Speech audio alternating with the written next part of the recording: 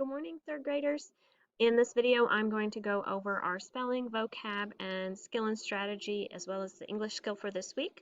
Our story this week is called The Harvest Birds, and the spelling that goes with it is unexpected consonant spelling. So when you open up the spelling list, you're going to hit that magnifying glass and zoom it in so that you can read the words. So unexpected consonant spellings are basically silent letters.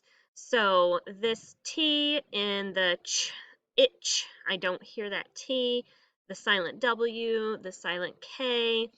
So all of our words this week have a silent letter in them somewhere. So I'm just going to go through them right now. Itch, wreck, knee, patch, wrap, like I'm going to wrap a present, knot, like my shoe's in a knot, watch, knife, stretch, right, knew, like I knew the answer, knock, match, wrong, no, catch, wrinkle, and knuckle. So all of the words this week that sound like they start with an N, like knee, knock, knew, no, knuckle, all of those have a silent K at the front. Same thing with it if it sounds like it starts with an R.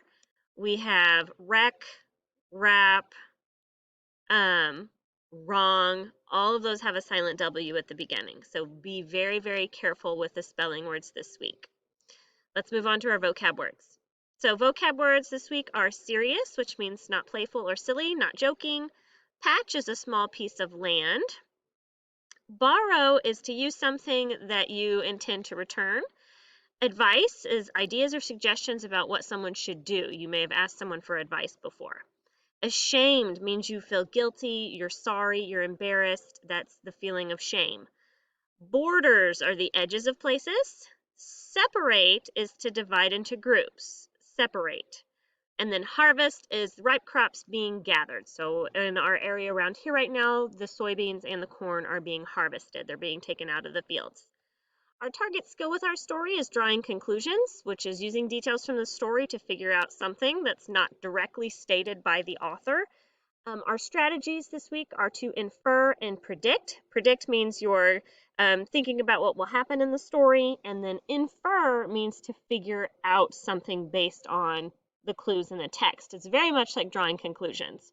And then our English skill is using commas in a series this week. So if I went to the store and I bought eggs, milk, and butter, I would, if I write that sentence out, I would have a comma after milk and a comma after eggs.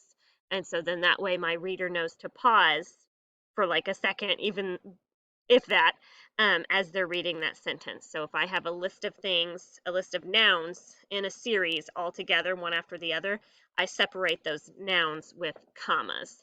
So a comma just tells the reader where to pause. There's one at the bottom of this. This is called a semicolon.